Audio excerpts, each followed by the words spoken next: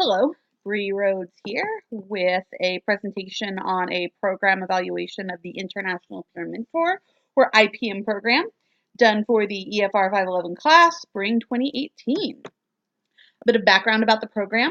It began in 2009 as a response to the needs of international students, many of which are fairly unique in that they are so far away from home. There are a lot of language and cultural barriers.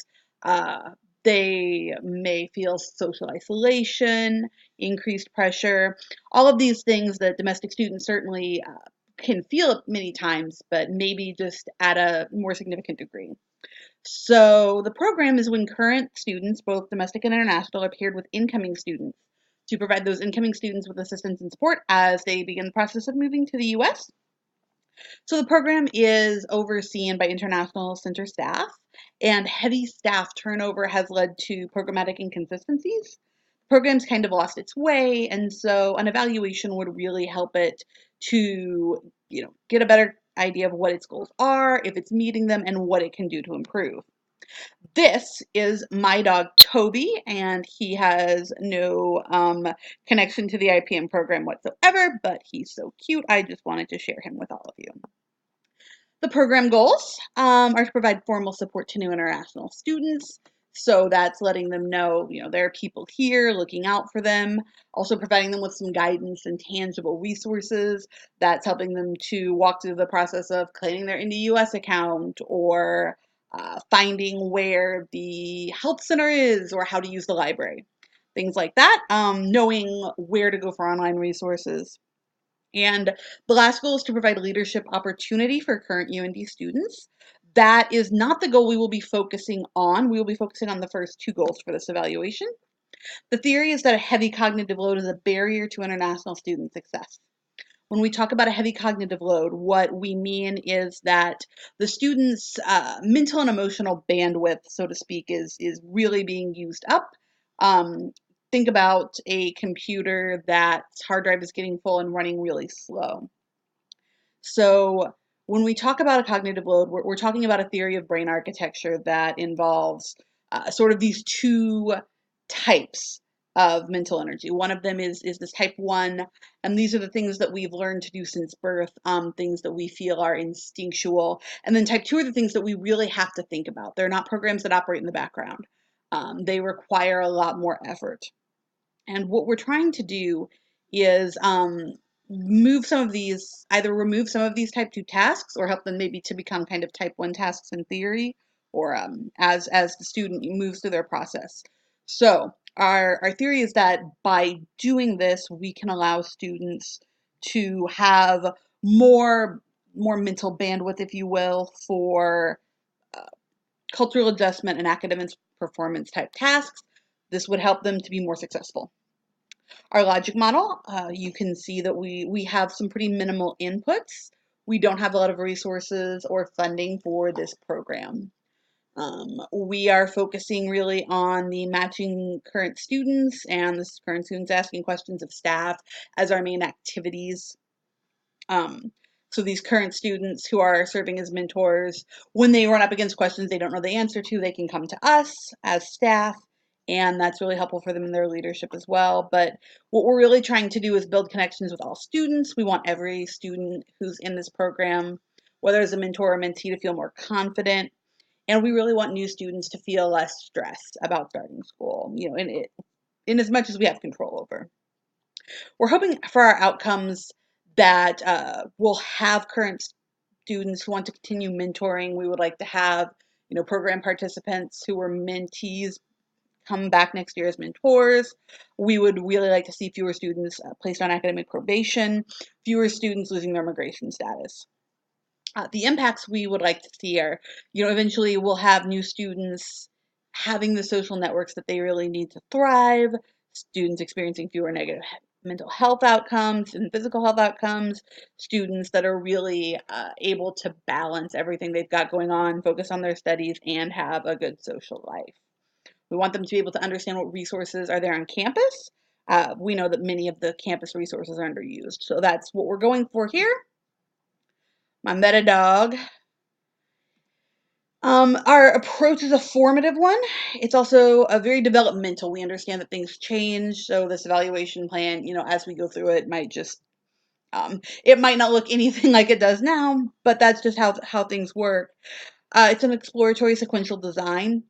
We're going to start off using our qualitative tools to develop a survey. So we're going to start with some data that we'd like to see some real depth in, and then use that to inform surveys that are looking at much broader data. Our evaluation questions, what we really want to see is looking at confidence. We're looking to see how students, who is really benefiting from the program.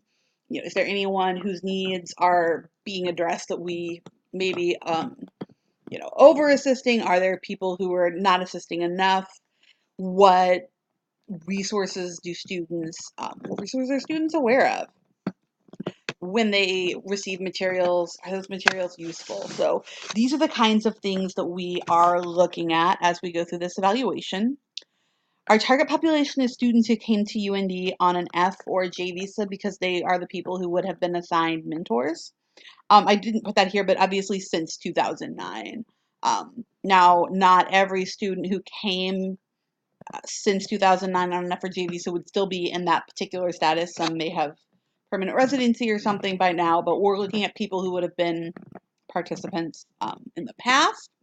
So our recruitment is listserv and social media, which means that we're really looking at getting people who have come more recently. We're also going to try and get some word of mouth in there to help get some students. We don't have a strong alumni base right now for international students, so we're looking at word of mouth and some of our information on students who are still on their work permit. Meta dog. So the instruments we used are focus groups, interviews, and surveys. Focus groups, we're looking at a total of 3 or 4. We would like to have those done just sessions where people can come and discuss some topics. And it's kind of the same thing with interviews.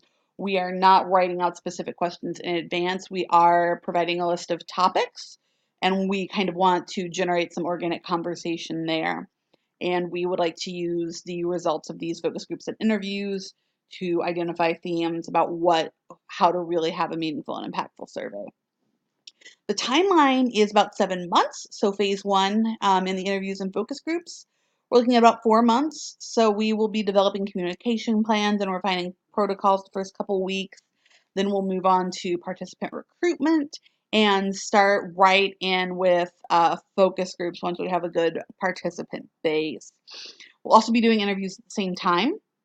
So we're hoping for about 4 focus groups. We'd like to interview ideally, 18 to 27 people. We will be doing reports on every focus group session, and the focus group participants will be able to get a copy of that if they would like. We'll be transcribing the interviews as we go. Part of the reason this timeline is maybe a little bit more spread out is that things like transcription and report writing do take some time, and the evaluators are going to be International Center staff, so they will be doing this in addition to their other regular duties. The second phase will be the survey, so we anticipate that'll take about 3 months.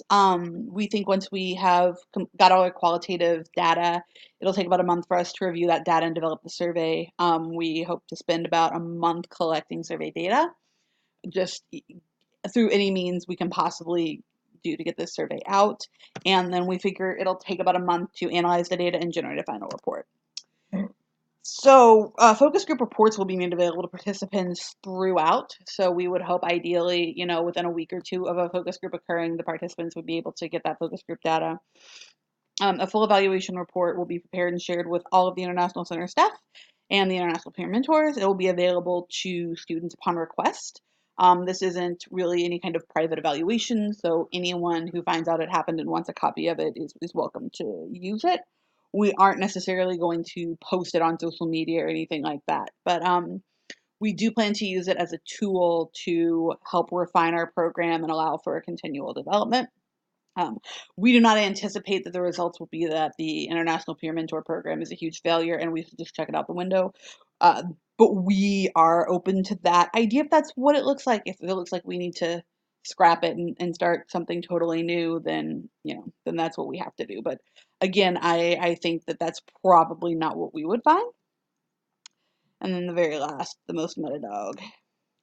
So these are the references. Please feel free to follow up with me if you have any questions. I have greatly enjoyed this class, so thank you so much for taking the time to listen to this presentation. Have a wonderful day. Bye.